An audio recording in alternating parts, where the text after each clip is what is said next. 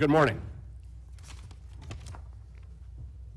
The Defense Subcommittee will come to order. Today, the subcommittee will receive testimony from the Honorable Carlos de Toro, Secretary of the Navy, Admiral Lisa Franchetti, Chief of Naval Operations, General Eric Smith, Commandant of the United States Marine Corps. Thank you all for joining us. I want to start by welcoming Admiral Franchetti. You have the distinction of being the first woman Chief of Naval Operations, the first woman in the Joint Chiefs of Staff, and today is your first time testifying before the committee. We're happy to have you here today. General Smith, this is also your first time testifying before our committee. You lost your chance last year, but we're glad that you're back, and we appreciate your service, and we were all worried about you for a while there, but God bless you, and thank you for leading the Marine Corps, and thank you for being here. Finally, Secretary Del Toro, welcome back. It's always good to have you. Today, our nation faces global, all-domain threats. Conflict in the Middle East has sent our sailors to the Red Sea, and our strongest regional ally, Israel, is at war. The ongoing war waged by Russia and Ukraine continues to demand our attention and support.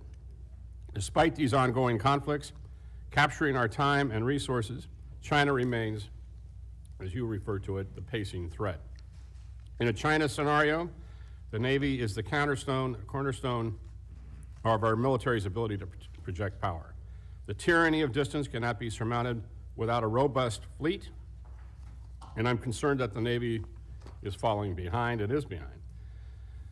The Navy continues to retire ships faster than it builds them, and I'm troubled by the Navy's request to decommission 10 ships before the end of their service life and build only 6.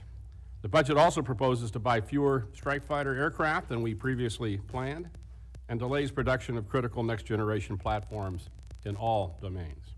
I understand the need to make trade-offs, but these are pivotal years, and we must meet the challenges facing us today with credible capability. I'm especially concerned about the delays in the construction of the lead Columbia-class submarine. This program is the Navy's top priority and fundamental to our nuclear triad. Congress has funded every dollar requested for this program. Now it is delayed by at least a year, leaving no more margin for failure for the rest of the decades-long procurement and delivery schedule. I want to know how the Navy lost sight of the critical path to delivering this vital platform to the fleet. It's simply unacceptable. What's more, the budget proposes to buy only one Virginia-class submarine. Production remains at a 1.2 submarine cadence per year versus the necessary cadence of 2 per year, further undermining our ship count and sending a bad signal to our AUKUS allies. I hope to learn more about how the Navy will get our submarine production back on track. Following 3 consecutive failed or no test events in the development of a Navy hypersonic weapon, the Navy is requesting deferral of its planned procurement by 2 years. I'm concerned that after $4.3 billion invested in development, we have not had yet a successful test. I want to hear the Navy's plan to get a hypersonic weapon fielded to the fleet in the near term. I also want to note that my concern regarding the nearly $2 billion requested for completing ship construction that was previously funded. This is a historic level of additional funding that represents cost overruns driven by schedule delays and poor program execution. In a time of constrained budgets, this reflects the gross inefficiencies and problems in our shipbuilding program. I hope to learn more about what actions the Navy plans to implement to get these programs back on track. Informed by the 45-day shipbuilding program review I understand was recently completed. I note that the Navy intends to conduct a second review of challenges in the shipbuilding enterprise and look forward to a robust discussion on the results of the review that you just concluded so we may be aware of the issues and challenges that were illuminated. The Department of the Navy's capability and capacity is further eroded by the maintenance delays that plague the fleet. The issues range from lack of experienced manpower at our public shipyards to inconsistent demand signal and government paperwork delays at the private yards. The committee continues to see the Navy spend every cent appropriated for ship maintenance, but complete fewer maintenance availabilities than forecasted. This creates both near-term risk to the fleet readiness and a bow wave of costly future maintenance requirements. The repeated extensions of the Baton's recent Middle East deployment and subsequent gap in the Marine Force afloat in that region, all because the Baton's replacement was delayed in maintenance, is the latest example of the significant impacts to global operations. The conflict in Ukraine is teaching us how drones can have an asymmetric impact on the battlefield, as cheap platforms can inflict damage on multi-million-dollar platforms. I'm encouraged by programs like Replicator and Hellscape that are using these lessons to scale attritable kinetic solutions to deter and ultimately defeat a cross-strait invasion by the Chinese. Our progress in leveraging emerging technologies is defined by the successes we have when we partner with the private sector. If we're to succeed in a rapidly changing threat environment, the Navy must continue to experiment with incorporating commercial technology to address our evolving operation needs. Finally, I'd like to hear General Smith's thoughts on the continued evolution of force design and how this budget advances the strategy to shape the Marine Corps of the future. Before we hear from our witnesses, I'd like to recognize the distinguished ranking member, Ms. McCollum, for any opening comments. Thank you, Mr. Chair. Mr. Secretary, Admiral, General, thank you for being here today. Admiral and General, as was pointed out, we welcome you to your first appearance before the committee.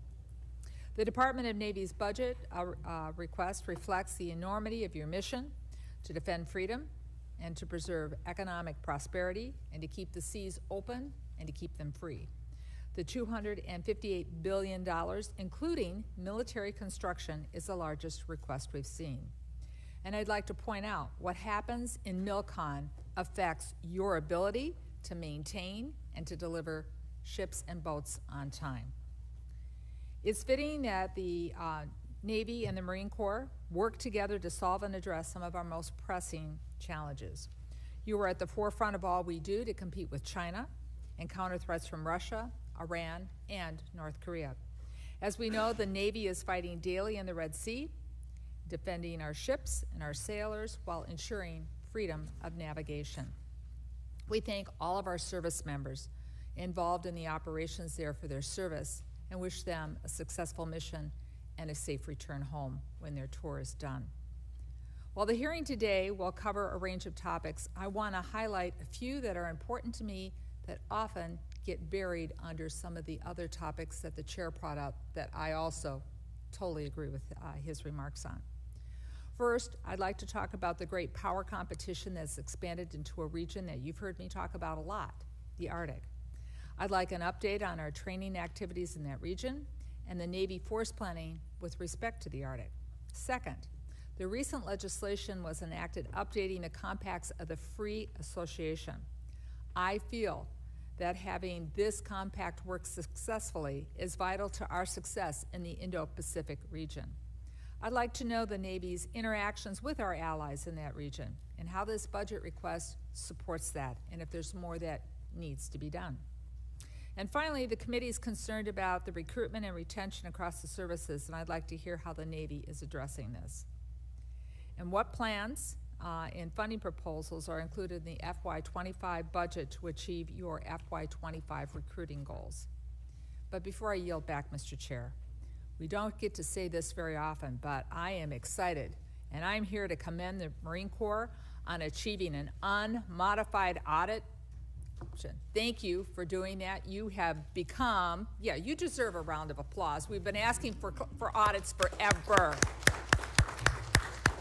So, General Smith, this is a tremendous achievement. You are now the North Star for how the rest of the services should be getting their audits done.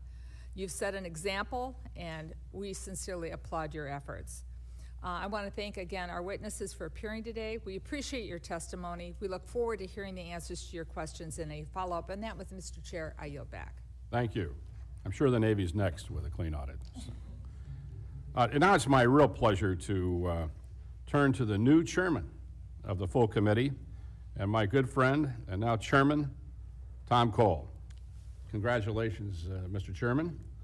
The floor is yours. Thank you very much. As my good friend Chairman Calvert mentioned, this is your first rodeo. It's my first rodeo in this spot too, but fortunately not on this committee where I've had the honor to serve, thanks to my good friend Chairman Rogers for many, many years. He put me here in more ways than one. So, good morning to our witnesses. Thank you for being here with us today.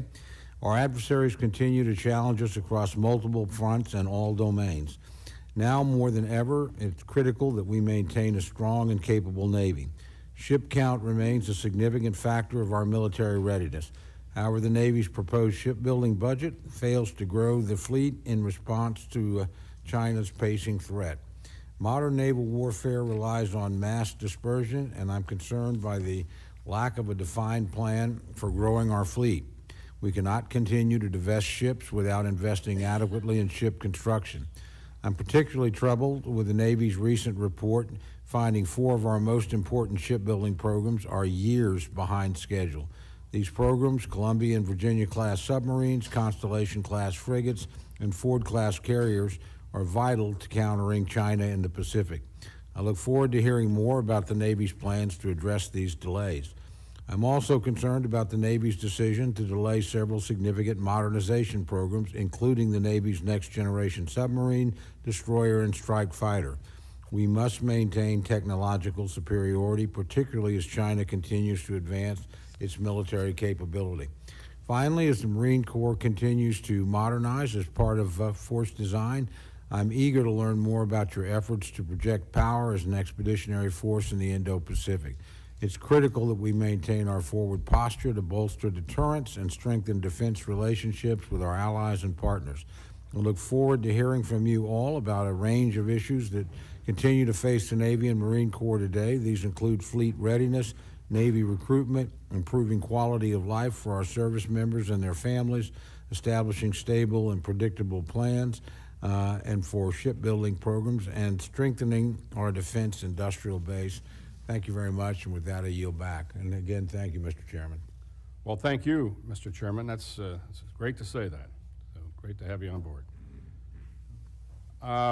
Okay, now, gentlemen, and Admiral, your written testimony will be placed in the record. I'd like to please have you all give a brief summary of your statements. Secretary Del Toro, the floor is yours. Chairman Calvert, Ranking Member McCollum, Chairman Cole, distinguished members of the committee, it is an honor to appear before you this morning to discuss the posture of the Department of the Navy. First and foremost, as you have done, I would like to thank General Smith and Admiral Franchetti for answering, again, the call of our nation time and time again. They, like all who devote their careers and in some cases sacrifice their lives in defense of their fellow Americans, represent everything that makes these United States a beacon of hope and freedom around the world. Together, our combined years of service to our country totals over a century marked by multiple deployments, time away from home, and sacrifices that have been made by our families. And as we gather here this morning, thousands of our sailors, Marines, civilians, and their families are either stationed or deployed all over the globe, making the same sacrifices and enduring the same trials that myself, General Smith, and Admiral Franchetti have faced throughout our careers. In the Indo-Pacific, our Navy and Marine Corps are sailing and operating alongside our international allies and partners in support of a free and open maritime commons, one where nations are secure in their access to the seas and where their rights within their exclusive economic zones are respected and upheld. Across Europe, we, in cooperation with our NATO allies, are supporting our Ukrainian partners as they continue their fight to restore their territorial national sovereignty as Russia's illegal full-scale invasion now enters its 3rd year.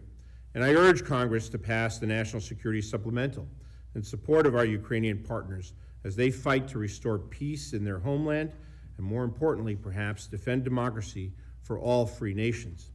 And in the Middle East, our sailors and Marines have countered hundreds of missiles and drones launched by the Houthis, an Iranian partner and a specially designated global terrorist group targeting merchant shipping in the warships of both the United States and our international allies and partners. We are confronting an adversary that has no respect for innocent lives of civilian merchant mariners and one that is actively targeting our ships attempting to harm our sailors and Marines because we dare to defend the defenseless. For any who may question why the American taxpayer should provide for and maintain a Navy and a Marine Corps, look at what's happening today in the Red Sea, where we are defending the free flow of international commerce in support of the economic and national security of our nation, our allies, and our partners around the globe. Members of the committee, we appear before you today to ask for your continued support, your partnership, and your commitment, ensuring that the nearly 1 million sailors, Marines, and civilians of the department that we lead are ready on all fronts. While the Fiscal Responsibility Act of 2023 forced us to make very hard choices, the $257.6 billion in the President's budget request for fiscal year 25 for our department adeptly balances maintaining and modernizing the fleet of force of today against the planning of the future force, while also taking care of our people, which is so critically important to all of us. This budget directly supports our department's 3 enduring priorities: strengthening our maritime dominance, creating a culture of warfighting excellence, and enhancing strategic partnerships around the globe. We are acquiring the most lethal, agile, and capable warships, submarines, aircraft, weapons, and systems that our world has ever seen, and they will replace the legacy systems that perhaps it's time to decommission.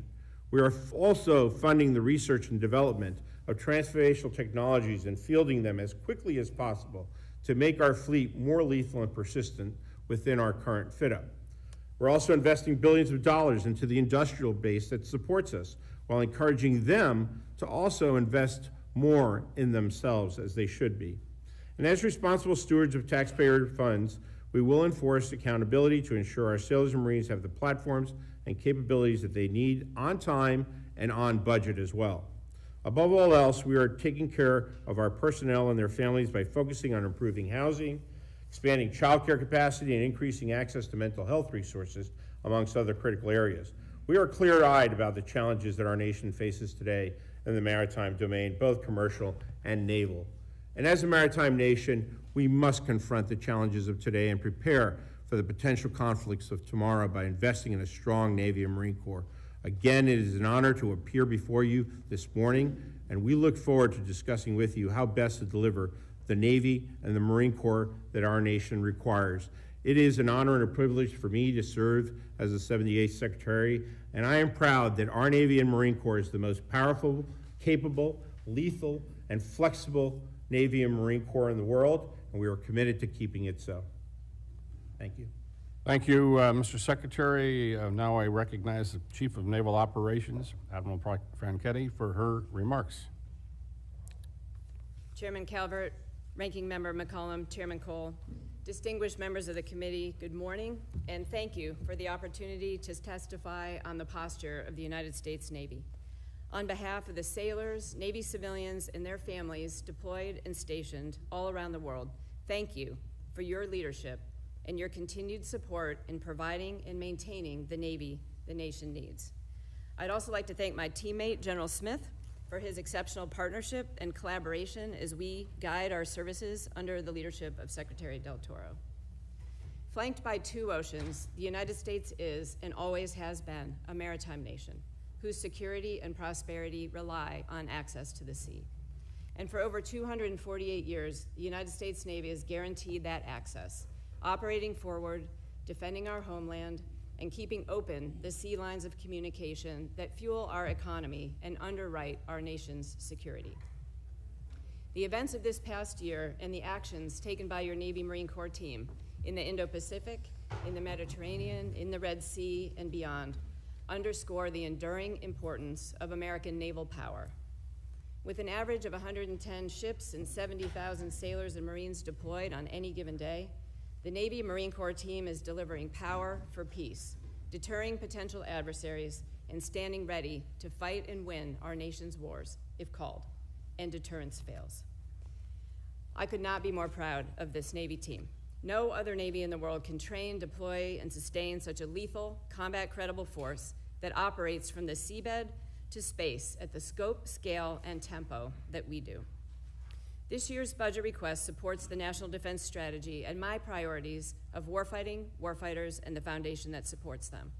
It enables the Navy to continue to meet our congressionally mandated mission, both in peace and war. It is strategy-driven, maintaining our focus on the People's Republic of China as the pacing challenge and the acute threat of Russia, and other persistent threats like the Democratic People's Republic of Korea, Iran, and violent extremist organizations. Given the discretionary spending caps prescribed by the Fiscal Responsibility Act and a top-line increase of 0.7%, the Navy had to make tough choices, favoring near-term readiness, investing in our industrial base, and prioritizing our people while assuming risk in future capabilities. Within this fiscally constrained environment, the budget request fully funds the nation's top acquisition priority and the most survivable leg of our strategic deterrence, the Columbia-class submarine. It provides funds for 6 Battle Force ships and incremental funding for 2 Ford-class aircraft carriers in FY25, and continues our support to Marine Corps force design by maintaining 31 amphibious ships, procuring 3 LPDs, 1 LHA, and 8 medium landing ships. In total, the budget request procures 57 ships across the FIDP. This budget request prioritizes warfighting by funding our operations, training, and readiness accounts. It continues our strong commitment to our warfighters and our families through pay raises for our sailors and Navy civilians and investments in quality of service initiatives such as unaccompanied housing, education, childcare, and sailor resiliency. And it invests in our foundation with funding for our installations, for our shipyard infrastructure optimization program, and for the broader defense industrial base, sending a strong signal to our industry partners on the need to increase our capacity to meet the growing demands of the present and of the future. As Chief of Naval Operations, I am committed to pulling every lever available to me to put more ready players on the field. Those are platforms that are ready to go with the right capabilities, weapons, and sustainment, and people who are ready with the right skills, tools, training, and mindset to defend our nation's security and prosperity wherever and whenever it is threatened. I thank the committee for your leadership and partnership in ensuring the world's premier warfighting force remains ready to preserve the peace, respond in crisis, and win decisively in war if called. I look forward to your questions. Thank you, Admiral. I now recognize General Smith to comment on the Marine Corps for his remarks. Well, good morning, Chairman Calvert, Ranking Member McCollum, Chairman Cole, ladies and gentlemen. Thank you for the opportunity to represent your Marines today. I'd like to start by sincerely thanking this committee for its enduring support and your advocacy for a timely, predictable, and sufficient budget that enables the Marine Corps to remain first to fight. I would also like to express my deep gratitude for the partnership between Admiral Franchetti and me as we lead our respective services under the leadership of Secretary Del Toro. Whether deterring, responding to crisis, or in conflict, it will be the Navy and Marine Corps Expeditionary Forces who make first contact with partners seeking help or adversaries seeking a fight.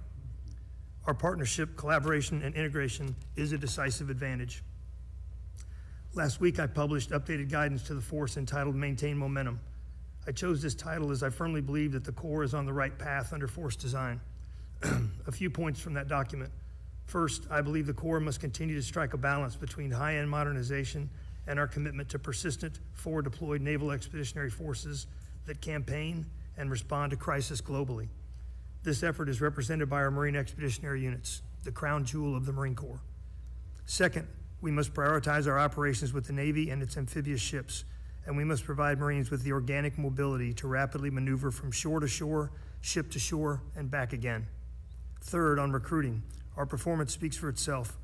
We'll continue to make mission without ever diminishing our standards. Additionally, our top-performing Marines are re-enlisting at record rates, and we must sustain this trend. Fourth, we must maximize the capabilities of our reserves to ensure that our nation has the ready bench of warriors that they have relied on since the founding of Marine Corps Forces Reserve in 1916. And fifth, I'm dedicated to ensuring a quality of life for our Marines that matches the high demands we place on them every day. That means nutritious food, high quality and accessible gyms, and a safe, quiet place to recover from a hard day's work. Our Barracks 2030 initiative is our most consequential barracks investment ever, and it is sorely needed. While aggressively pursuing these priorities, I commit to you that our Corps will always be frugal and accountable with the resources you and the American people provide. I'm proud of my Marines and civilian Marines who enabled the Marine Corps to receive an unmodified audit opinion earlier this year, the first of any service to do so. They told us what we have long known. When you entrust us with the taxpayers' money, it is money well spent and fully accounted for. All these things are critical to maintaining the strength and dominance of your Marine Corps.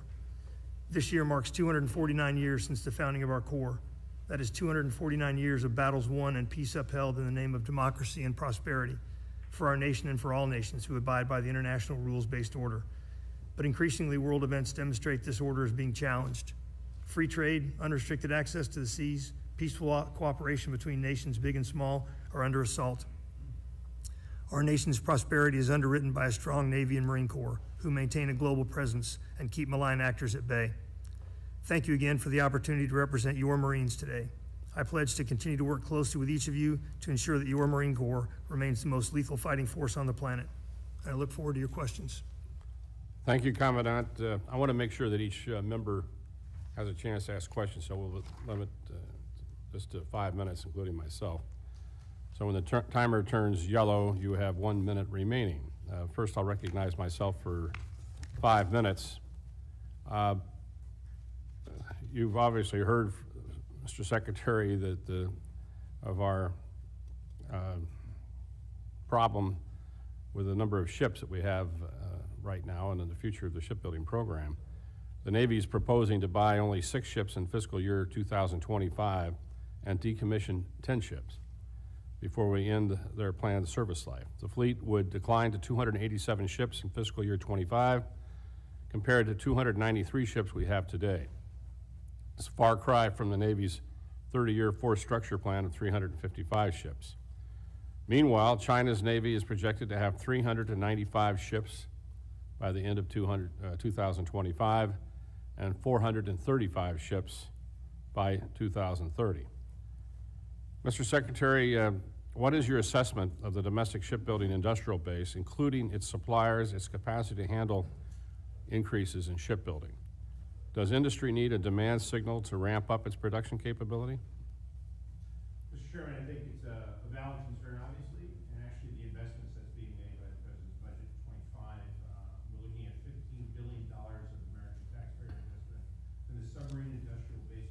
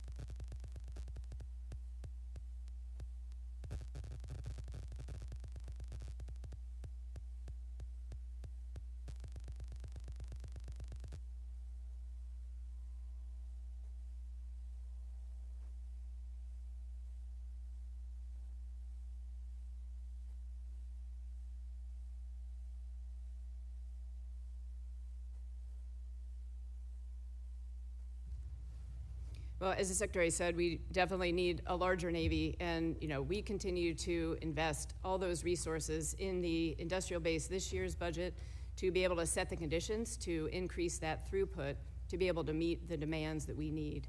As far as the manning goes, as you know, we are about 18,000 billets short at sea right now. This is a full court press for us to be able to increase our recruiting while we continue to maintain our very historically high retention of our sailors. So we're taking a lot of initiatives right now to reach out to every zip code in America where all of that talent is to be able to bring more people onto our Navy team. I'll just quickly say we're doing that in probably 2 key ways. First is improving our actual recruiting enterprise by appointing a 2-star admiral to be in charge of that enterprise, to fully manning all of our recruiting stations and centers By the end of May, we will be fully manned at those centers. We had taken people out of those centers to be able to man our ships at sea. So again, we're going to have the full manning so we can get out and make all those investments in all of the places we get to go, in high schools and coaches and talking to all the different influencers. The other part of the recruiting equation is expanding the pool of folks that are able to join our team. We've increased the age of folks that can join to be able to join up till their 42nd birthday. We've put in place future sailor preparatory classes for academics and for physical fitness, again, to be able to provide people more opportunities to join the Navy team and increase the number of specialties that they're eligible for. We are also enabling folks that don't have a GED or a high school diploma to be able to join the team if they have a very high AFQT score of 50, which will enable them to be in very many specialties across our force. So again, we're really optimistic that the investments that we're making and the investments and changes we're making in marketing and using data analytics to make sure that we're actually getting out to the population that we want to recruit, we're going to see promise and progress in recruiting. So that will help us man those stations. Thank you. Ranking Member McCollum. If I could, I'm going to follow up on a little bit of the shipbuilding for a second, but what you said about waiving the GED and the high school diploma. So for those young adults who maybe didn't pay attention, I used to teach high school. We had bright kids who didn't pay attention sometimes. Are you going to work with them so at the end of their service contract that they will have either a GED or a high school diploma? Yeah, certainly. You know, we do provide a lot of educational benefits in the Navy, and we actually have a lot of senior enlisted that started out without a GED or a high school diploma and now have bachelor's and master's degrees. So we're committed, again, through this academic prep course as well as continuing that support. I just wanted to, I assumed that, but I didn't want to just do that and not have that be accurate so that they can take advantage of advanced career opportunities after they leave the Navy. I'm going to follow up a little more on some questions, and I'm going to package them together, and then whoever wants to respond can. A little more in depth about what you feel is happening with the Columbia-class submarine delays, and what can the committee, we have things that we could do and discussions that we have with business leaders and that. What more should this committee maybe be looking to do to assist you in changing that around? Could you tell us a little more about the proposed repair activities in Japan and one of our important allies? We have the Prime Minister speaking to a joint session tomorrow. And then, you know, how that could impact and free up some things in maintenance as you work through your other maintenance plan. And then last but not least, what is the plan for not the Coast Guard, but for the Navy to have a heavy ice cutter in its near future, not the distant future? Thank you. Thank you, Member. Let me take on the question of Columbia specifically.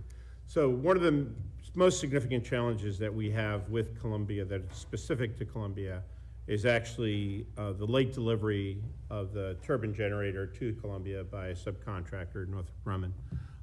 That has had a major impact on the delay of the Columbia. Now, there are other issues that actually transcend all of these platforms that are causing some of the delays. We have a shortage in blue-collar workforce in this country that is significantly impacting our shipyards, and it's making it difficult for them to actually be able to recruit. I believe the shipyards need to do more in terms of retaining their own people as well, too. So industry has to do a bit more, bump it up, basically, when it comes to retaining the people that they do recruit. We have one shipyard in particular who has an extremely low retention rate. And so we're trying to work with that shipyard to improve their retention rate, actually by even giving bonuses to potential workers, $5,000 for the first year and $5,000 if they stay at the shipyard by the delivery of the first ship, for example. So we're trying to be as creative and innovative and supportive of industry as we can be, but ultimately it is the responsibility of industry to recruit and retain their own people. There have been shortages in the supply chain that have been impacted by COVID across the board. It has also caused the late delivery of a lot of materials to these shipyards, and that itself has caused problems, which, by the way of moving forward, advanced procurement for a shipyard is a strategy that makes a lot of sense. whether it's for Virginia or for the aircraft carriers themselves. So those are the significant contributing factors to the delay of the Columbia submarine itself. With regards to Virginia, it's compounded by the shift from Block 4 to Block 5, for example. The Virginia payload module is a far more complicated submarine. It's significantly larger. And the design teams, both at the shipyard, and I would argue also, Mr. well, yes, ma'am. So with regards to repair activities in Japan, we look forward to working with the Japanese shipbuilders and other shipbuilders around the globe, including the Indians, for example, and the South Koreans, to take a look at which shipyards we could actually conduct voyage repairs, because this is something that we should explore now, so that when we do, if by chance find ourselves in times of conflict, and we have damage to our ships and repairs that have to be conducted underway, that we don't have the need to bring them back all the way back to the United States, but we can conduct these forward as we should expect to do so. And Sino, would you like to comment on the icebreaker issue? Yep, Ranking Member McCollum. The Arctic is an incredibly strategic terrain. We know we need to operate up there. We are fully supporting the Coast Guard in their design of the icebreaker and support funding for their Department of Homeland Security for additional icebreakers. I think we have great opportunities to partner with our Arctic friends like Norway, now Finland and Sweden joining NATO, to find opportunities to work together to develop that capability broadly with like-minded nations. Thank you, gentlelady. I want to make a point that my father joined the Navy, like a lot of young people did, before he finished high school in World War II, and got his GED while he was serving in the United States Navy. So, and he did okay after he got out of the Navy. So with that, I'm happy to recognize the chairman of the full committee, Mr. Cole. Thank you very much. Again, thank all three of you for being here. Thank you very much for your service. You'll probably hear a common theme in what Chairman Calvert and Ranking Member McCollum had to say in my questions, because I'm very concerned. I will tell you bluntly, I think this budget is too low. I think that's been consistently true, the administration, but I also recognize we're under the constraints of the Fiscal Responsibility Act, and that's going to make it difficult for us to do some things that I think we need to do. But I'm particularly concerned about this shipbuilding problem. I mean, the trend lines in terms of the size of the Chinese Navy and ours, and they're able to concentrate a lot more of their forces in a single region than we are of ours, and we're a global power. Those things are concerning. Even more concerning to me is just lack of capacity. You know, we can give you a lot of money, but we clearly don't have the capacity to produce as quickly as we would like to, as much as I think we need to. So I would ask you, again, on your investments in the shipbuilding base, but I also, Mr. Secretary, would ask you to tell us a little bit. I mean, we're not building very many, our private shipyards don't produce commercial shipping anymore. You know, we don't have the kind of capacity. Actually, you're the biggest part of the shipbuilding that we do in the country. So we don't have the kind of base that we had in 1941 or the 1930s or well into the 50s and 60s. So how big is that challenge, and what can we do to you know, increase capacity to produce?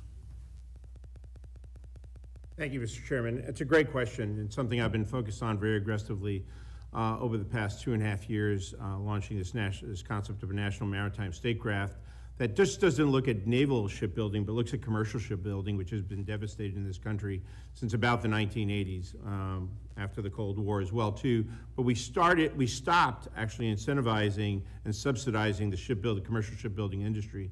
And it's because of that actually our shipyards went from 30 down to 8 shipyards today that basically work with the Navy to produce Navy ships. And that's a real challenge.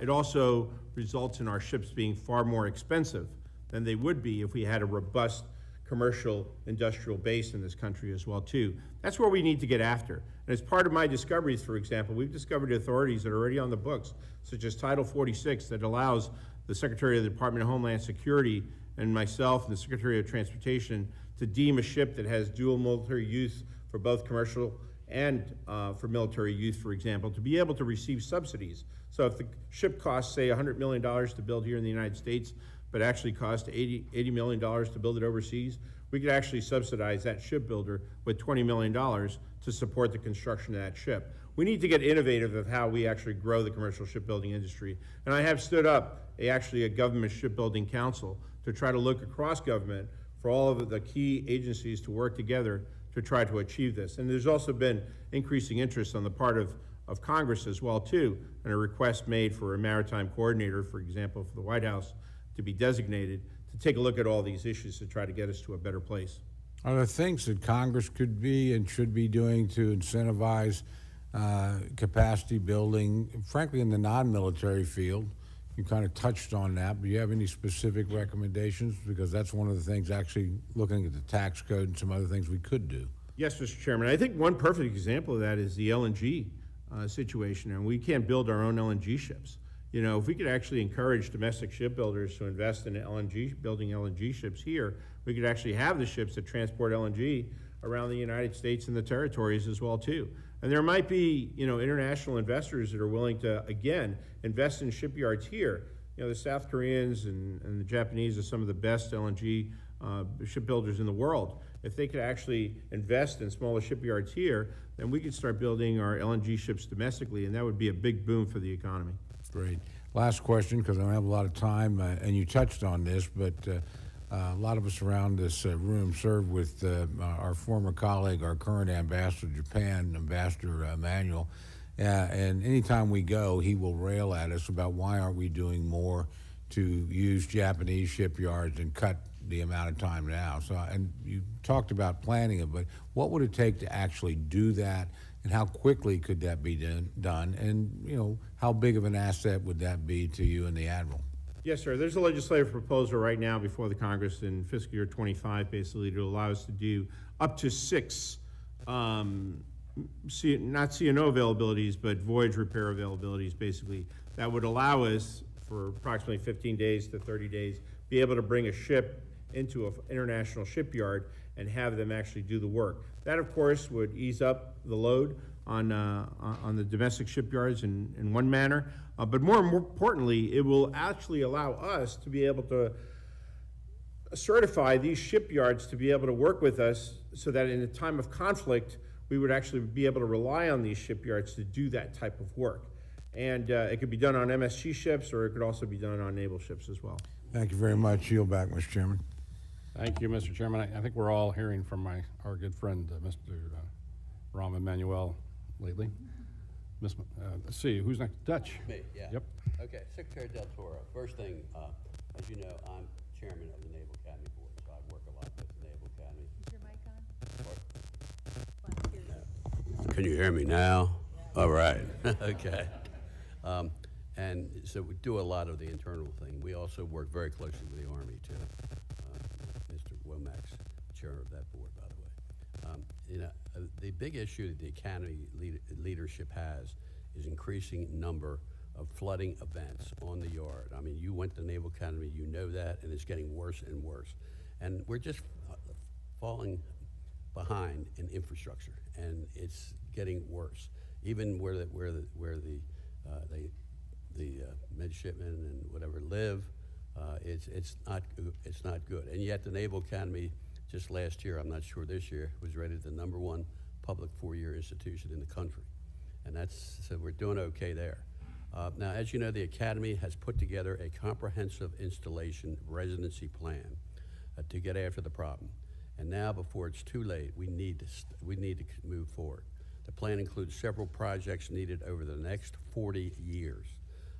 However, I don't see any of those projects in the project pipeline for program FSRM and MILCON funding, and that really concerns me. It's always seems the Naval Academy is always left over, if there's anything left over after everything else is taken care of, and we have a lot to take care of, as we know.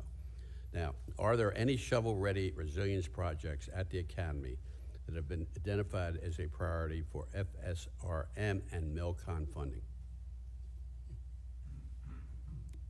Congressman, let me first thank you for your leadership on this issue, and for Congressman Womack's leadership at West Point as well too, because these academic institutions are the very best in our military, and we need to be sending our best and our brightest to these institutions, and they deserve to have the material readiness of those installations to be the very best that they can be. I've been extremely devoted to this for the last 2.5 years, working very closely with you. We have increased FSRM funding over the last 2 consecutive years to fix things like the utility bridge, and again, I thank you for your investment in the seawall, for example. There are FSRM projects that are ready to go. In fact, they have a 15-year installation resiliency plan in place with numerous projects, and we could certainly make that information available to your staff for additional investment as well. But we are committed. I can't speak to why my predecessors did not make this a priority, but it is a priority, including the renovation of Bancroft Hall, for example, that has water leakage on the 5th floor. That roof needs to be replaced. So we're going to start the reconstruction. Gymnasiums, I mean, a lot of it. It's just the infrastructure, and it's water. Yes, sir. The West Point doesn't have water, but we have water, and water is getting worse. Now, we had one major project, and that has done well, but I'm really concerned. And more broadly, how does the big Navy plan to fund and implement the resilience plan laid out in the long-range plan to counter the effects of rising sea levels on the campus's infrastructure and safeguard it for future generations of midshipmen and women? Congressman, we're obviously extremely concerned about the rising sea levels and the impact that it has on all our naval bases on the coastlines for both the Navy and the Marine Corps. We have already made major investments at Camp Lejeune, at Parris Island, numerous other places. But last year, we need to really coordinate this as one department. And last year, I directed both the Navy and the Marine Corps and my own department put together a 30-year infrastructure plan. And we're committed to doing that. We're about, in the planning stage, of about year 15 right now, and we're extending that out to 30 years so that we can actually have all the different installation plans for all the different bases in place, and then we can prioritize with a focus on which projects are going to actually provide the biggest return on investment to develop the combat. I always say that installation readiness is combat readiness, and we have to work together as one department. And I see to do this, that. but I don't see it in the budget. And that's what bothers me, and I want to get your commitment, because you've given me that commitment for the 2.5 years, and you've been producing. Yes, sir. something to do this, but this is serious now, because Yes. the water doesn't stop. We'd be happy to come to your staff and show you the commitments that we have made in the presidential budget for 25. But I will also add that the Fiscal Responsibility Act has actually also made it difficult for us to be able to grow that list of projects as well, too. And so in some cases, we've actually had to reduce MILCON in 25 from what it was in 24, which was a very productive year to make progress on the installation front. And one quick question on how will resilience work at the Academy be identified as a priority when stacked against the Navy's range of other infrastructure requirements? It's a big question. You've talked about it a lot, but it seems that the Naval Academy is always at the end. Well, for the past 2.5 years, sir, you've had a Secretary of the Navy who graduated from the Naval Academy, has made more investments in infrastructure at the Naval Academy than any past secretary probably in decades. So we are focused on this as an important mission requirement, basically, for the combat readiness, the training of those midshipmen. And we're also Thank you, slipping in Dutch. the Army-Navy game, too. That kind of bothers me. Well, I'm always willing to take a earmark for the Army-Navy, for the Navy football team, so. With that, Mr. Rogers, you're recognized. Thank you, Mr. Chairman. We share your concerns about the advancement of China's military and the risk it poses to our assets in the Indo-Pacific theater. Mr. Secretary, could you quickly highlight one area especially in which you've changed your 25 budget request to reflect the pacing challenges associated with China in the Indo-Pacific? Yes, sir. Of course, as you know, there are many challenges in the Pacific, but let me just highlight one, and I thank the support of the Congress on this issue as well, too. When we look at the important role that the Marine Corps, and I'll ask the Commandant comment after I finish, when we look at the very important role that the Marine Corps will play in the Pacific with regards to force design, providing expeditionary advanced basing operations, stand-in forces, maneuver, reconnaissance and counter-reconnaissance, for example, they need heavy lift to transport Marines into the Pacific, and then once in the theater, they're going to also need the lift necessary to do inter-theater transport as well too. So in the, one of the things I'm most proud about is that we have 3 LPDs that are baked in now into the fit-up, basically. We have one in 25, 27, and 29, and we also have the first LSM that's also baked in for 26 with additional LSMs in the fit-up as well too. That's one example of adjustments that we've made to be able to provide the Marine Corps, in this case, the ability to do their job in the Pacific, and perhaps I could have the Commandant talk about that a bit more. I can, Mr. Secretary. Force design, we're committed to it. It's a balance against crises, crisis response, and readiness. It invests in key capabilities like strike, unmanned systems, long-range fires, medium-range intercept capability, and it enables modernization while retaining our capacity for competition and crisis response, meaning our muse, our crown jewels. The force design effort continues apace, and it requires a landing ship medium, which the request for proposal is out to industry now, so I'll be mindful not to get ahead of myself. But as the Secretary said, the acquisition plan is the first LSM purchased in FY25, and I'm pleased with the FY25 SCN plan that produces 11222. We just need a ship that meets our key performance parameters to go inter-island and to be able to beach itself and to come off a beach in order to carry these capabilities of long-range fires and sensing and making sense and passing to the joint force what the PRC is doing throughout the first island chain. Mr. Secretary, let me ask you.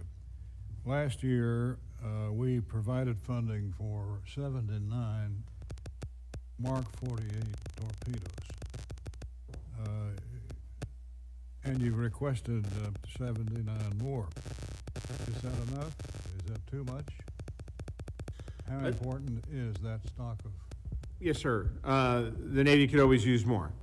There's no question about that. I think that the 79, though, that we have requested is in line with what industry can properly produce at this time. And so without creating opportunity costs in the future, I think it is the right number for now.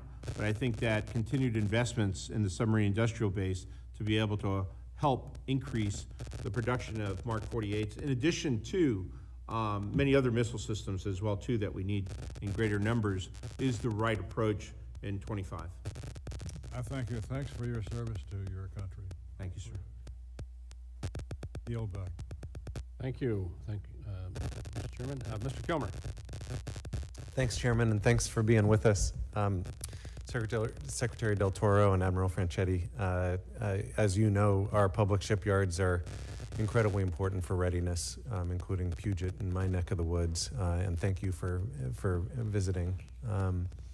We've discussed the importance of the Shipyard Infrastructure Optimization Program, which is a multi-year, multi-billion-dollar effort to modernize our shipyards. In my neck of the woods, we have been dealing both with SIOP and with some seismic challenges, which thankfully, due to some fast action, hundreds of millions of dollars from Navy's O&M accounts were deployed to repair 3 of the highest priority dry docks.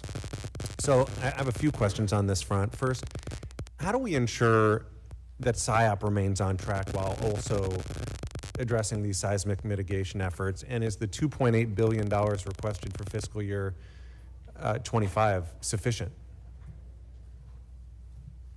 Congressman, I do believe it is sufficient for this year. We have made progress on the multiple projects that we have across all the 4 public shipyards.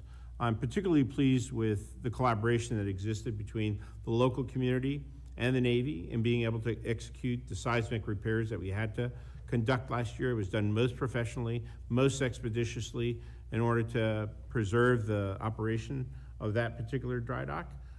As you know, the dry dock programs are all phased in. There will be more money that will be needed outside the fit-up for SIOP investment. There's no question in my mind about that. But I want to make sure that those projects are properly costed early on so that we have a full understanding of how much resources will be needed before we actually make those requests of Congress. And perhaps I could ask the CNO to also comment.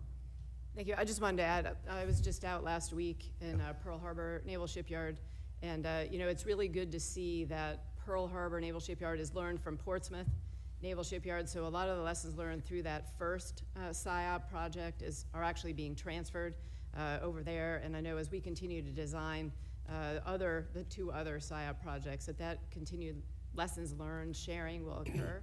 I think the other piece is all the new dry docks are designed to, for all the seismic standards that, we can anticipate. So again, I think that's already being planned into the design. Probably the big decision that needs to be made for Puget is the multi-mission dry dock. Do you have a sense of the timing? How close is the Navy to making a decision regarding the construction of the MTU2? And how will that impact programming and planning for the necessary work? I'll have to get back to you with specifics on that, on the timing. I don't want to misspeak right now. Okay, all right. The other thing I wanted to ask you about was a workforce issue. The demand for additional child development centers with supporting staff has really exceeded the supply at installations in my state. Childcare in Washington State costs on average $1,000 per kid per month. I have heard real concerns from the workers at the shipyard. The combination of relatively lower wages, high cost of housing, the cost and lack of availability of childcare is really creating concerns, both with regard to recruitment into the shipyard workforce, but also being able to hang on to the folks that work there. So what do we do? How do we plan to assist in terms of addressing this need, both for service members and for employees who are looking for something to do with their kids? And are there plans to increase CDCs nationwide? Should we be looking at community partnerships? How do we handle this? Congressman, I'm aware of the difficulty actually that exists in the Pacific Northwest on this particular issue. But I'm very proud that over the course of the last year, the Navy and the Marine Corps have made enormous progress on this. The 25 budget actually has 4 CDCs in the Marine Corps and 4 additional CDCs in the Navy. There are also an additional 12 that are actually baked into the fit-up across the board. But just in the last year alone, we have gone from a combined shortfall of 11,000 families that have been needing seats in CDCs, basically spots in CDCs, to 3,400 in the Navy and 900 in the Marine Corps. That is enormous change. And it's also been fostered by the support that we've gotten for Congress, for example, in being able to provide families additional monies so that they could subsidize private CDC care as well, too. So I think we are making a marked difference from where we were just even a year ago, but we will need to continue to make more investments, particularly in the Pacific Northwest, to accommodate this challenge and this shortfall. Do you want to comment further, Sienna? I was just going to add, in addition to the creating new spaces by Milcon or building new centers or renovating old ones, part of the challenge is the workforce. Staffing, of the staff itself. We're about 88% manned right now, and that's an improvement from where we were, but that's about making sure that we're paying people the amount that's commensurate with what they could make out in town for that same thing. So we're incentivizing them by having a discount for their own kids to be able to go to that childcare, as well as providing it more, to make it more like a career path, so they can have retention bonuses, they can move to different CDCs if their spouse moves to another duty station. Super. Thank you. Thank you, Thanks, gentlemen. Mr. Womack. Thank you. Have to respond to my friend Dutch's comments about no water around West Point. Obviously, you were not there on Sunday, July 9th, when a 500-year storm flooded virtually that entire campus. Lots of damage. Well, that's just one storm. But of note, of note, Dutch, I have to commend the West Point leadership for doing some resiliency stuff. They have now protected the area on which the Commander-in-Chief's trophy will sit, so that any future 500-year storms will not.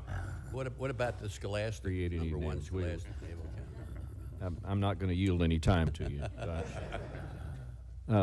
I also add my thanks to the panel here this morning, and what terrific service you render this country. We're eternally grateful. Mr. Commandant, I'm going to jump down in the weeds on one program with you, and if I have time with the CNO. And I want to talk a little bit about that medium-range intercept capability, the MRIC. We've put money into that program, and I know it's a vital piece of your force design. And I want to give you an opportunity to talk about it in the innovative strategy the Marine Corps has to implement and partner with Israel and bring this capability to the Corps. Well, Mr. Womack, thank you for the question. We are using an Israeli Tamir missile paired with a TPS-80 Gator radar to sense and make sense of inbound threats and take actions at great ranges. So the relationship is good with this Tamir missile. It fits our needs. It is light enough to be transported, and it has the range we require to protect our forces when paired with the TPS-80 Gator radar. And I can come back to you in a classified setting and tell you the size of the targets that TPS-80 radar can detect. But in an unclassified setting, I can say that I'll be mindful in the unclassified setting, but it is an incredibly powerful radar. And the Tamir missile is an incredibly good partner to that TPS-80 radar. Yeah, and look, I appreciate the fact that you were willing to take a proven capability, and to us here that sit on this committee, that's very important. Admiral Franchetti, I want to ask a Tomahawk question. We all know the Tomahawk missile has demonstrated its continued utility in recent strikes against Houthi targets. I understand you expended a significant amount of Tomahawks in those strikes. Glad to see we're trying to degrade Houthi capabilities, even in a limited way. The Houthis and all of the Iranian proxies are like that old schoolyard bully. They only understand strength, and they need to be, we need to punch back. I hope we see increased strikes to destroy their capability. To that end, I've noticed that while the Navy's 25 budget request includes Tomahawk modifications and research, it does not include any new production Tomahawks. Army and Marine Corps, on the other hand, are buying new production missiles. I understand the Navy does not believe it can buy any new production Tomahawks given the Army, Marine Corps, and recertification efforts. To that end, what investments do we need to make to expand our Tomahawk capacity?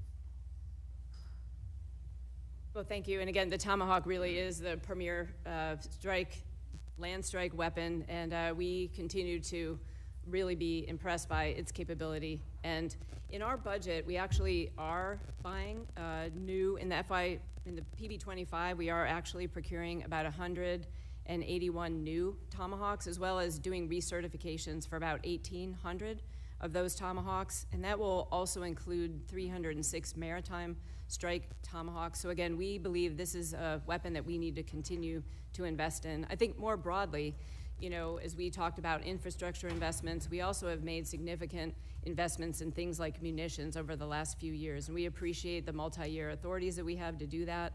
And again, when you talk about what do we need to do to get after the pacing threat of China, having ready players means having munitions and enough munitions to be able to provide a credible combat deterrent. And again, really appreciate the support for all the munitions investments, including Tomahawk. Yeah, I thank you.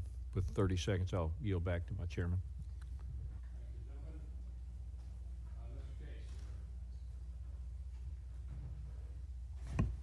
Thank you very much. Good to see you all. Admiral, good to see you again. Hope you had a good trip to Hawaii.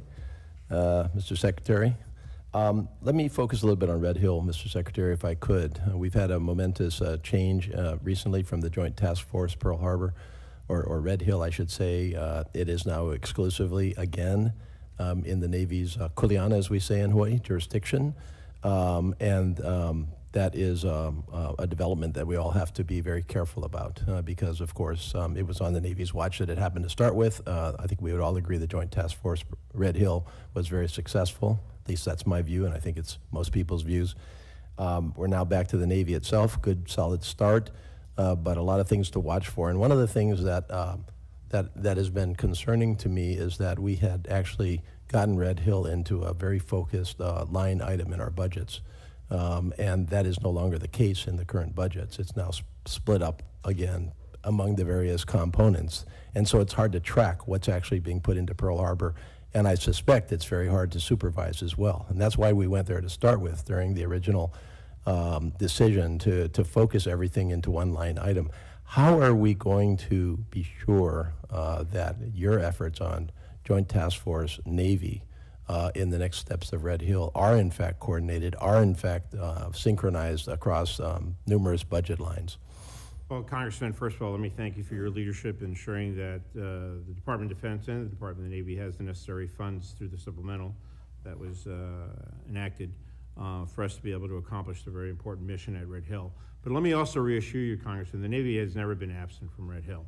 We have been there from the very beginning as part of the Joint Task Force, making up most of the Joint Task Force and most of the leadership of the Joint Task Force, whether it be Admiral Arpolino, Admiral Paparo, now Admiral Kaler, Vice Admiral Wade, Rear Admiral Barlett. They've all been engaged, and as have I as well too from the very beginning. And you have my strong commitment to continue to be as engaged today as I was in the very beginning to ensure that we safely take care of the service members in Hawaii and the people of Hawaii, which is our #1 responsibility, to act with caution and safety always first and foremost in their mind.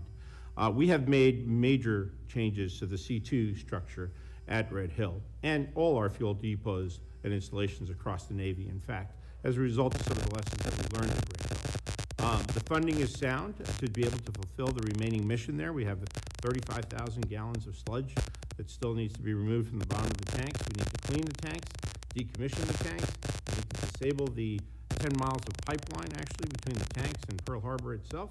And then we need to remediate the ground and around Red Hill in order to make it completely safe for the people of Hawaii and our service members. We are tracking every issue at Red Hill extremely cautiously from the very top of the Department of the Navy down to the lowest person who's working there at Red Hill itself. And it has the ultimate attention of both the CNO, myself, and the continued leadership out at Red Hill. And I was very proud to go to and visit during the transfer of authorities at Red Hill and meet with the community while I was there as well. And so the challenge continues, and we will be there on the ground doing everything that we can responsibly to remediate what needs to be done at Red Hill. I didn't mean to leave the Navy out of my reference to Joint Task Force Red Hill. I do commend the Navy for your actions in Joint Task Force Red Hill, and do realize that you had a leadership role. You personally have always been very transparent, very dedicated to this, so I didn't want to leave that point unresponded to. Yes, sir. I get that. What about my basic question, though, is how are you actually going to coordinate the budget authorities that you need? How are you going to be able to track who needs what and prioritize it across a number of line items again, as opposed to one single line item where we can track it and you can track it? No, sir, we are tracking it very closely. And of course, the supplemental had one line item associated with it. But all the underlying activities that continued at Red Hill still had multiple line items. And both myself, through the Assistant Secretary of the Navy, Meredith Berger, for EI&E, are tracking those line items, ensuring that they're fully funded. There's not going to be any withdrawal from full funding to do everything that we need to do there, as well as the CNO, who's also tracking it on the uniform side as well, too, and the leadership there on the ground, and Admiral Barnett as well. Okay. Thank you very much. I yield back. Judge Carter, you're recognized. Thank you, Mr. Chairman. Welcome, and thank you very much. We're all concerned about the shipbuilding with the submarines and other things, but you're also starting to build frigates. Is that correct? And you did away with all your frigates, and now you're bringing back frigates. I chaired MILCON. I chaired Homeland for a while, and we built what everybody told me in the National Defense Cutter, basically a frigate, just outfitted for, basically was outfitted for the Coast Guard, not the Navy. Is there anything, do you agree that that largest ship that they built is basically a frigate? And if so, are you looking to people that have that kind of experience that maybe they could speed up and be geared up to build frigates in the future? Is there anything that am I just speaking out of stupidity, or is that a reality that ship that they built for the National Defense Cutter was basically a frigate? Congressman, if you're referring to the Constellation-class frigate that we've committed to, absolutely so. It is absolutely the right decision to build that ship. My very first ship in the Navy was a Garcia-class frigate, and I will tell you that this frigate is 10 times more capable than my old Garcia-class frigate was. And so we're committed to the frigate. I think the Congress and the Navy made the right decision when we actually decided to also add additional SM-6 capability to the frigate as well, too, which will make it even that more capable as a multi-mission platform. It is what the Navy should have committed to actually 20 years ago. We're late to the game, but moving forward, it is absolutely the right investment. Sienna, would you like to further comment? Just, the frigate really has, for a long time, been the workhorse of our fleet. We are really excited about getting that capability in there. Have been able to work with allied frigates all around the world, especially the FREM class frigate, and again, incorporating a lot of those technologies that they will be building into our frigate up in Marinette. It's very exciting to get that ship under construction. Thank you. General, I got a question for you. In the Pacific, we're basically going to be outfitting the islands with supplies and rebuilding runways so that if the Marines have to come quickly to a location, they can land a plane at a specific location. And I've been out there once looking at this stuff, and I'll be out there again in about a month and a half or 2 months. Have you ever considered using 3D printing for building runways? They can build a house in like 2 days. Have you ever looked at 3D printing for the building of runways and low dwellings on these islands where basically you don't need it till you need it, and then is the Marines going to need to be moving both by sea and by air to respond to issues that are out there? Congressman, thanks for that question. We have considered the expanse of the Pacific, and we've surveyed all of the runways and potential runways that we can use, which is why I won't say we've begun to print runways, but we've begun to do additive manufacturing and digital printing of parts of aircraft, and we call it Moby matting, which is a replaceable, non-permanent runway that we can lay down. The additive manufacturing is more for parts for engines, but the reason that we have our Harriers is precisely that they can land in a basketball court. But we have surveyed the vast amount of runways, and we know where they are, and we have our mobile construction battalions along with our Seabees where we can repair them quickly to allow our aircraft to land. So you just basically work with what you got? We do, sir. All right. Well, I'd like for you to at least look at 3D printing for various things you're doing, because it's the future. Yes, sir. It really is the future as far as quick building with a very strong building materials. And the building materials that are available on those islands fit perfectly with what they do, and they have portable units. I'm not pushing any company. I've just watched multiple companies build houses and dwellings in 2 days. That's pretty fast. Yes, sir. You have my commitment that we are experimenting with and looking into all of those things, because we need runways that can take a hit, be repaired quickly, and land our aircraft, to include our F-18 Hornets. Thank you. Yield back. Thank you, Judge. Marcy, you're just in time. You're recognized for 5 minutes.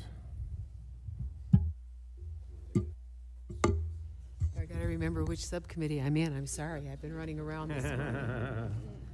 I think the leadership, now that Chairman Cole will be in charge, could plan the schedule in a way that we can give proper courtesy to those that come before us.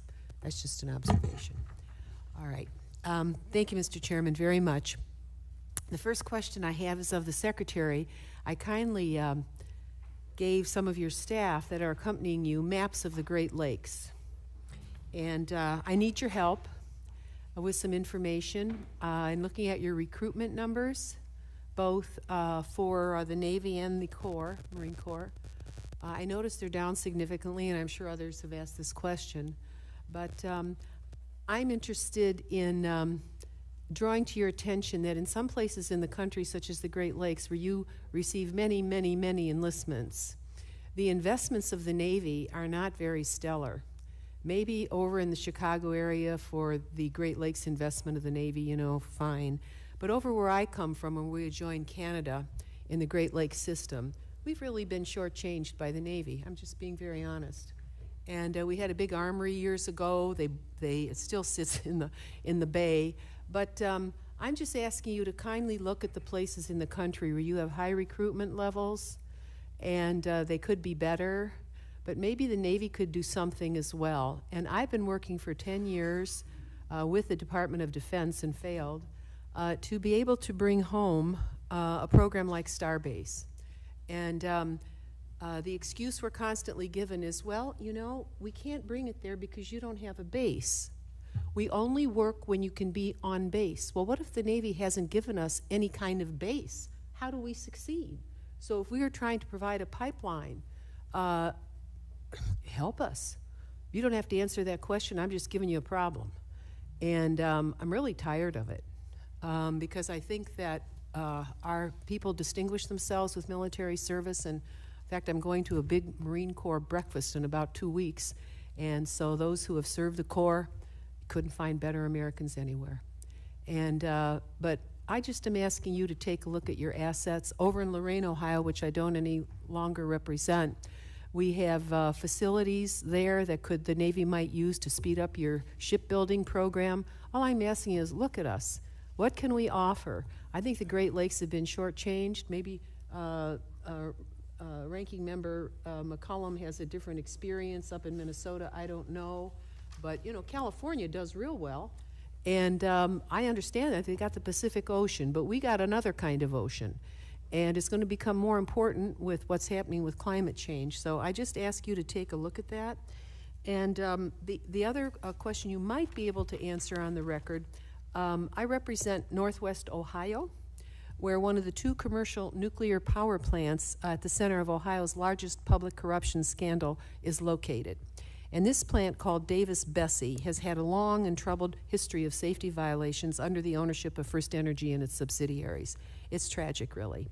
Back in 1986, when a series of pumps and valves failed and caused a temporary loss of coolant water to the reactor core, retired U.S. Navy Admiral Joe Williams, former commander of the U.S. Atlantic Submarine Fleet and the NATO submarine fleet, was brought in at my request to reform the plant and its safety culture.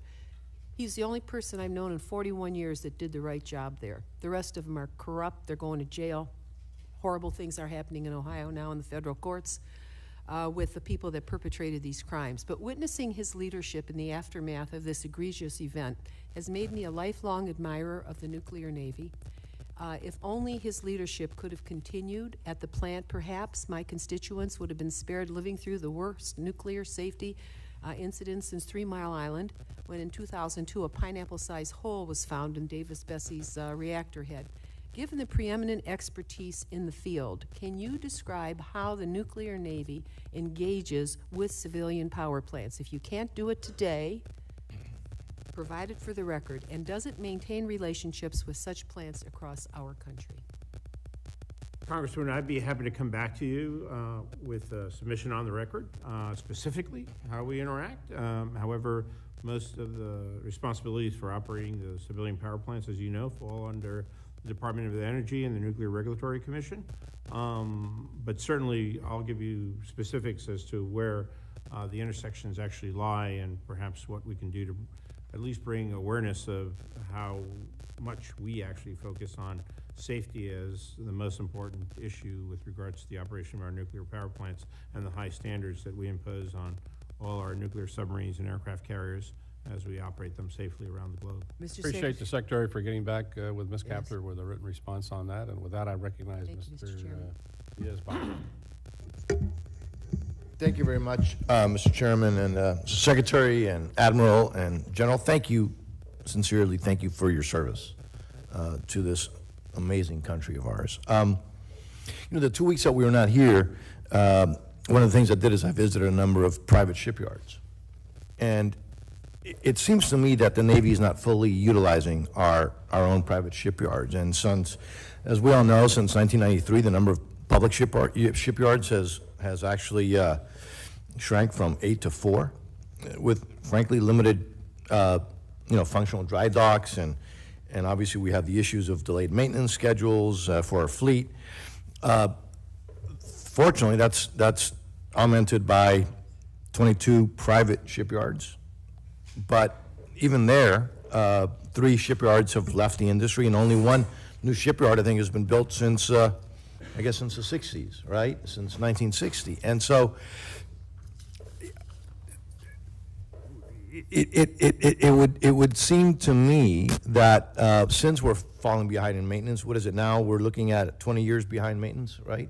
Something like that. I mean, whatever it is. I wouldn't agree with that number, but. Okay, well, yeah, and it'd be great to get the actual number, not right now, but just where we are. But I think there's pretty much an agreement that we're not where we need to be, right? And so I'm just curious, why are we, or am I wrong, that we're not fully using our own, private shipyards? We keep hearing about the industrial base, obviously, which is a real issue. But I think there's some inconsistency in how we're using them. I actually witnessed some open areas there that they're kind of waiting for a ship to come in, and so there seems to be some inconsistency potentially in scheduling. So just if you could help me kind of understand how can we do a better job utilizing those shipyards? Yes, Congressman.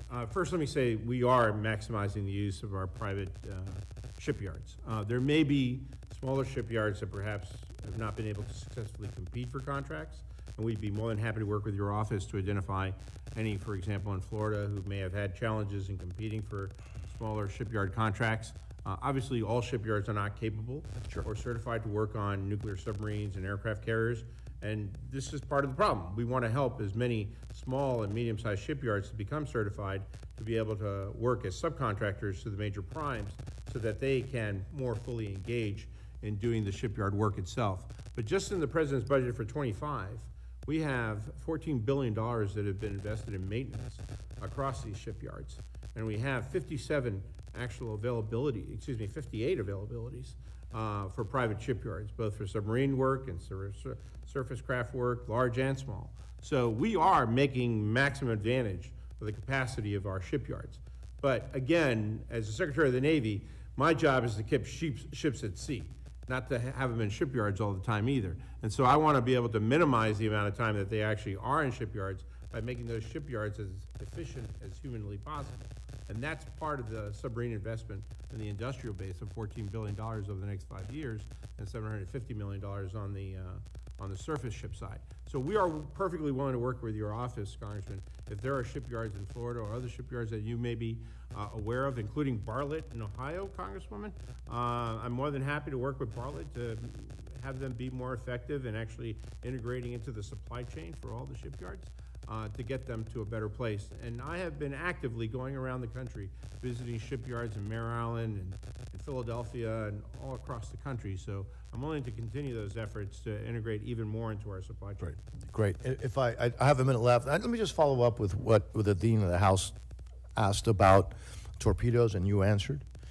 And I believe, Mr. Secretary, you talked about that's what we can do now with the current capability out there, right? Is there anything that we can do to increase that capability of to increase our capability to build torpedoes? It would seem to me, obviously, that if we're dealing with an issue in the Indo-Pacific, we're going to need some large numbers, right?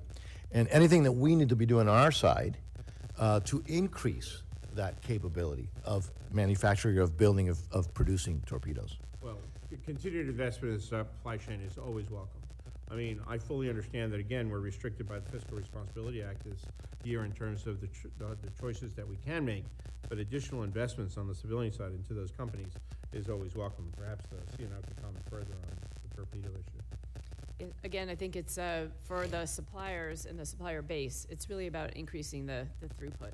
So again, it takes a long time to make a torpedo. How can we make them more quickly, more effectively? And that will help us get more munitions that we need out there into our units. Mr. Chairman, I apologize for going 8 seconds over my time. I yield back. We'll forgive you. Mr. Garcia.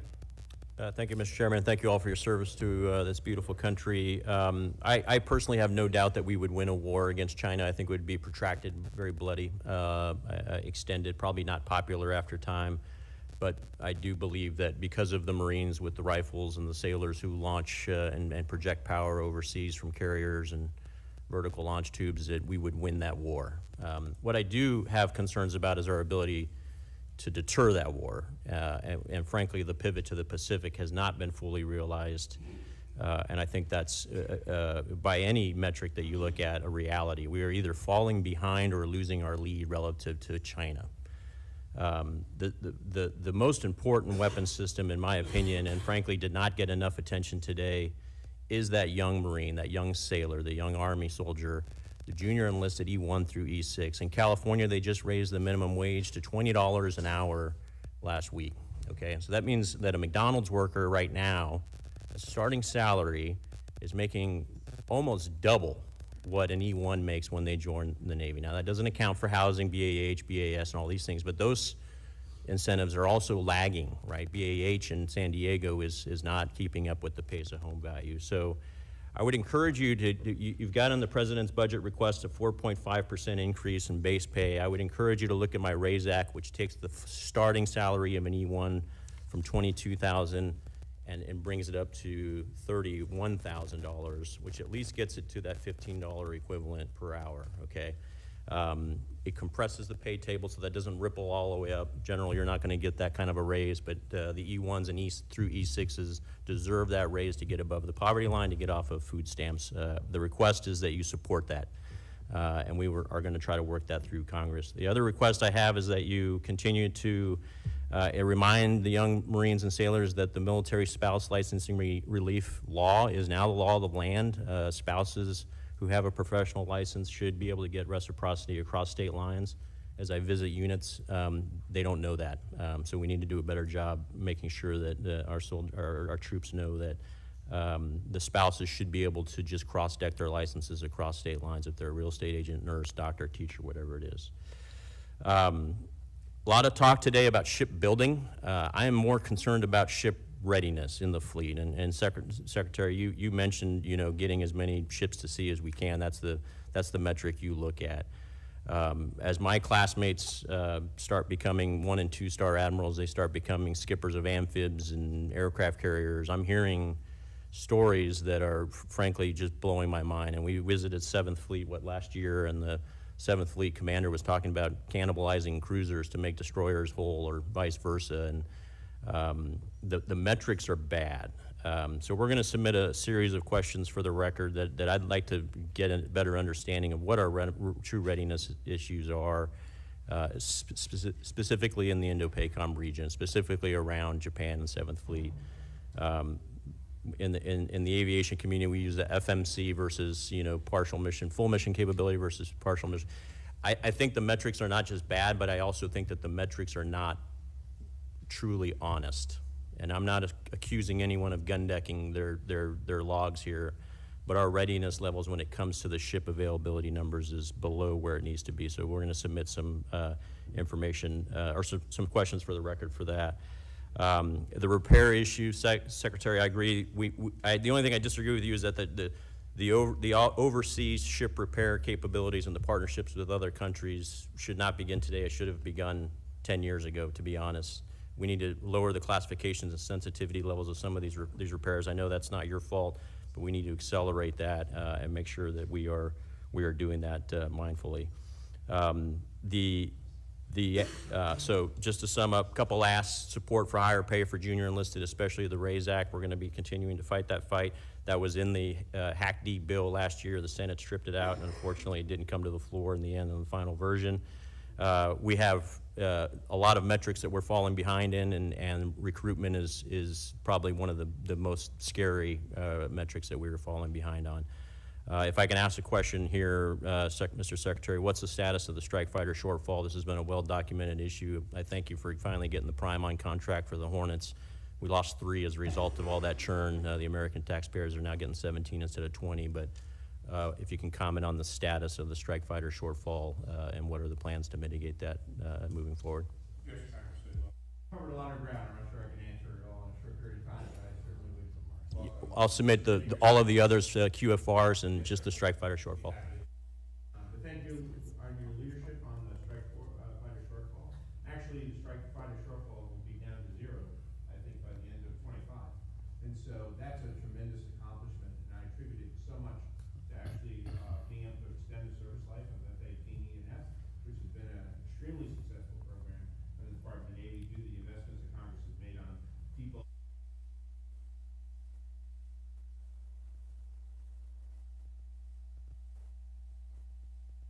Three on the F-35 side with Lockheed Martin, and I'm hopeful that, of course, by the end of this year, they will overcome those challenges so that we can actually get those F-35s back into the fleet. But we will actually have a 0 fighter shortfall by the end of fiscal year 25, and it is a testimony to the aviation community, the Department of the Navy, and Marine Corps, actually, doing the things that they've done over these last several years.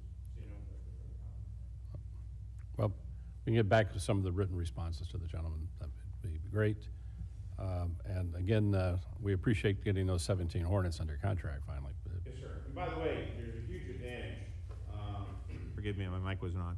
There's a huge advantage, actually, because the big success to the Boeing negotiation, and I'm thankful to Boeing for having finally closed the deal with us, is the advantage that we get from the data package, actually, which is enormous. Getting the intellectual property rights to those jets so that we can actually conduct emergency repairs on them in the future, should it be forward, is a huge, huge advantage, and that's the big return on investment that the taxpayer is getting out of this as well, too. And hopefully it would also serve as an example for future negotiations on MQ-25, which will be extremely important moving forward. Mr. Aguilar, you're recognized. Thank you, Chairman Calvert. Apologies for stepping away. I had a press conference to attend, and the first question I got was about Mr. Cole. I wanted to, I said some nice things in the spirit of our committee. I said some very, very nice things about our colleague, Mr. Cole. Congratulations to you. We all look forward to working with you and your leadership here as well, working with Chairman Calvert and ranking members McCollum and DeLauro. Mr. Secretary, I wanted to start where you started, which is the National Security Supplemental. We know included $3.4 billion to support the submarine industrial base. What happens? What's the impact if this doesn't pass? And can you talk to me about how the funding would affect specifically our AUKUS relationship and those commitments? Thank you, Congressman. Our goal is to get to 2.3. Sorry, thank you. Our goal is to get to 2.3 on Virginia-class submarines as just one example. And so these submarine industrial-based investments are critical in order to help the industry get there under our oversight. So if we don't get the $3.3 billion in additional supplemental money, that means that we will have to actually slow down the workforce training programs, the advanced manufacturing programs that we hope to implement over the course of the next year or so. And it'll simply slow the process of us being able to get there. And that's why it's so critically important to have this supplemental pass in Congress. In addition to the support that we need to provide, the $60 billion or so that we need to provide our Ukrainian brothers and sisters who are fighting for our freedom in Ukraine. Thank you, Mr. Secretary. A critical component that we've spent some time here, and I appreciate the conversation talking about recruiting and retaining skilled workforce. Admiral, I did want to ask you if you have anything to offer on the National Security Supplemental, please feel free, but specific to the Additive Manufacturing Center for Excellence. Are we beginning to see the results of these efforts? What's the retention level of those recruited? What's the future of that, look like as well? Thank you. And just on the supplemental, it's really important to maintain the momentum. So, we've made investments over the last couple of years. This continues that momentum. And again, it's take a little bit of time for these investments really to percolate through the system to be able to have the effects we're trying to achieve to increase the throughput, both in the submarine industrial base and, as the Secretary mentioned earlier, in our shipbuilding industrial base for surface ships. On the Danville Center, this is one of the many initiatives that we have working with industry to create a pipeline for the workforce to be able to come from wherever they are, enter one of these training programs that's, it's a state, industry, Navy partnership to be able to come out with a certification and a direct path into a job. So we're really excited about both of these pathways as well as the the promise of additive manufacturing and the different opportunities that it's going to give us going forward. So again, these investments really help, I think, uplift the entire workforce that will be able to help us in any one of our shipyards going forward. Can you talk about other partnerships that we should know about, specifically as it involves our universities and existing institutions and that you guys are working through and that you think could yield some benefit? I think we have a lot of good relationships with different academia through different laboratories that we use. I would even say some that you might not think about, which is partnering on getting out into the high schools and into middle schools with STEM. Because again, if we really want to grow our workforce, our engineering designers that we need in the future, there are different programs. RoboSub is a great example of one of those. You know, we're really getting kids interested early on in technology and really introducing themselves to the Navy, to academia, and in really engineering and design. So I think beyond just the ones that we're doing with industry and with state to produce the workforce we need at the more senior level, I think these are some good opportunities. There's also a lot of partnering going on with community colleges. And again, this is another place, not just for recruiting, but for training the workforce we need in the future. Thank you. Thank you, Admiral. Thank you, Mr. Chairman. Thank you, gentlemen. Mr. Elzey. Thank you, Mr. Chairman. I'm very honored and grateful to be on this subcommittee, and as a former Navy pilot with my friend Mike Garcia, I'm grateful that we're starting these budget hearings with the best service. Joke. I appreciate the three of you being here, but I'd also like to point out someone who I've known since 1988, who I knew was destined for greatness, and when she was my upperclassman at the academy, I don't remember too many of them, but I remember her, and I'm really proud of her, and I'm proud to see her here, and that's Major General Shea.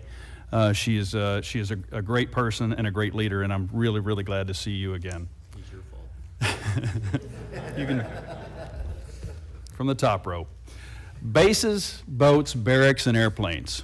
This service, unlike most of them, has to leverage all of those four things with the current requirements plus future requirements in a way that no other service has to. They really don't. And at some point, with limited abilities to pay for that stuff, something gets leveraged every once in a while, which is why we're seeing what's going on with our bases and our barracks as compared to our Air Force brethren that are just falling apart because we have to build new ships. We have to go fight at war. Every time we're on deployment, we're on a wartime footing in the sea service. And you're forced to think about EW capabilities that we may or may not have, but we need. Contested logistics that we're dealing with from time to time and is going to be looming in the Indo-PACOM. Tanking, which suddenly rears its ugly head with new scenarios. Magazine capacity issues. Construction of missiles, which aren't airplanes, but everything that we shoot off of our aircraft or drop off of. Now with the Chinese capacity to outbuild us 10 to 1, those are issues that we always have concern. And admittedly on our side, CRs, not passing the budgets that you've asked for, the FRA, and mandatory spending, which has eaten up more and more of our capacity over time. But you mentioned something, SecNav, about the competition for your blue-collar workers. So what we have with the shipbuilding and the industry versus what you're doing is the two in uniform are competing for the very same people that we need for that industrial complex. And when we're talking about where are we getting these folks, when the #1 killer of Americans at wartime numbers, similar to World War II, is fentanyl killing 200 Americans age 18 to 49 every day. That pool is getting thinner and thinner and thinner. So we have to find other ways to build that industrial base that may not be based on ours. And the two in uniform are in competition with police, law enforcement, welders, plumbers, trades all across the country. And suddenly we find ourselves at a crisis of manpower capabilities for the blue-collar trades in our country. So it's a difficult problem to overcome. You can't buy yourself new people. Secretary Del Toro, I appreciate your frank dialogue on the industry and how to improve delivery in our shortfalls. CNO, thank you for the opportunity to join you and Mr. Case on ISEX. It's a once-in-a-lifetime trip that I never intend to take again, but it was fantastic. I also want to commend you on getting more players on the field for autonomous platforms. And General, your work on the Marine Corps transformation is commendable. And even if you don't believe the warnings coming out of Indo-PACOM, one only needs to look at Europe and the Middle East to see that we need to be approaching our defense needs through an immediate wartime lens, because we are at war in the Red Sea with the Houthis. The Philippines is at war with China. We are at war with the cartels, and that must mean we must properly fund our force structure and deliver ships and aircraft on time and on budget. We also need to accelerate the fielding of new technology. On that front, it's good to see the Navy advancing the work of Disruptive Capabilities Office, and that is a game changer. Admiral, in the short time I've got left, because I tended to talk too much, are you pleased with the resupply in the Red Sea, and are there some needs that have manifested themselves in a way that we didn't foresee? Very quickly, please. Thank you, and I'm really proud of our team operating in the Red Sea. It's really years of investment that we have the equipment that is operating as it's designed. We have the people that are trained and ready to use it. I think on the capabilities that we think about for logistics and contested logistics in that theater and other theaters, I'm really pleased with our logistics force is being able to deliver. We had been developing some expeditionary reload capabilities as well, and we've been able to put those in practice. And again, a lot of lessons that we can take to use in other theaters going forward. Thank you, Admiral. General, I'm about out of time, but I did want to talk about contested logistics, and I'll get those questions on the record. I didn't want to ignore you today, but I ran out of time. So contested logistics and aerial refueling capability in the Navy are questions I'd like to see answered. I'll submit those for the record, and thank you all for being here. I yield back. Thank you, gentlemen. Just have some last comments, and I'm turning it over to the ranking member, and we'll close it up. But one thing, Mr. Secretary, and as you know, I've been talking about innovation for some time now, and certainly a high priority for me since I've come to Congress, and for both of us, obviously. And I think it's a collaborative effort on innovation across the services, certainly across the enterprise. And DIU right now is scaling manpower to support increased appropriations in FY24 and going forward. Secretary, I would like to get your commitment. You'll support the DIU with the manpower billets and detailees as needed for we can get this program off to a robust start. Mr. Chairman, absolutely. I mean, we are really tied closely to DIU. In fact, when Replicator came out, we're probably one of the biggest contributors to the Replicator program, with funding provided by DIU as well, too. So our Disruptive Capability Office is simply working side by side with DIU. Yeah, I'm hopeful that they don't use the DIU money that we just appropriated as a pay for all of this, but I'd like to find some other avenues to pay for that if we move forward on reprogramming. With that, Ms. McCollum. Thank you, Mr. Chair. We had a robust discussion in the office, and Mr. Garcia rightly points up the competition for pay. But I would like for you, Admiral, and General, to kind of touch on, you've been successful with recruitment, but it's not, it's the barracks, it's the daycare, it's the health care, it's everything that we also have to account in our budget when we go to balance it at the end of the day. So recognizing we've done bonuses, we need to do more. Could you maybe elaborate what you're hearing and what's keeping with recruitment, and how we have to keep moving forward in making advances, in making sure the funding's there for those other things that are touching those sailors and Marines' lives that's making them stay? If you could just take a minute and do that as you did in my office, I'd appreciate it. Well, thank you. I mean, I think, you know, our most important resource is our people. We can have great platforms, we can have all the good equipment, but if we don't have the people that can operate that, I think they're really our true secret weapon, and we really have to invest in their quality of service. And, you know, we've been very focused on making sure that we are a world-class employer, that we can attract and retain those people that will do that warfighting for us. You know, we have focused on improving our barracks, making sure they have a high quality standard of living. We are working hard to improve 24-hour access to gyms, making sure that people have access to parking, making sure that we can put our mental health care providers, make them embedded with our units so people can quickly and easily access some of that health care that they need at their time of need.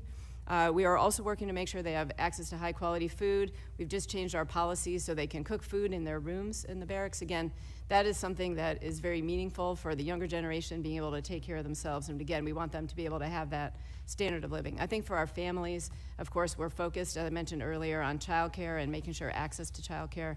And again, I think the other thing we were looking hard at is quality of life while ships are in shipyards.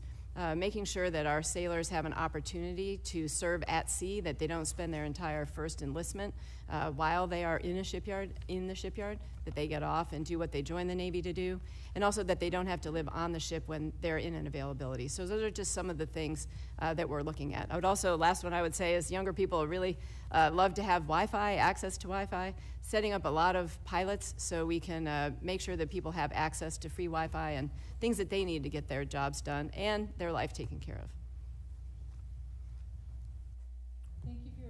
Thank you for your testimony, and Mr. Garcia, we'll figure out a way to balance all this out. I know we will. Thank you. Thank you, and before we conclude, I'd like to thank our witnesses, Mr. Secretary, as always. I appreciate your frankness and coming to meet with us in this committee. CNO, thank you again for your service, and Commandant, we appreciate all of you. We appreciate your service. If there's any questions that would like to be submitted, I would encourage the members to do so, and please respond in a reasonable amount of time. And with that, the committee stands adjourned.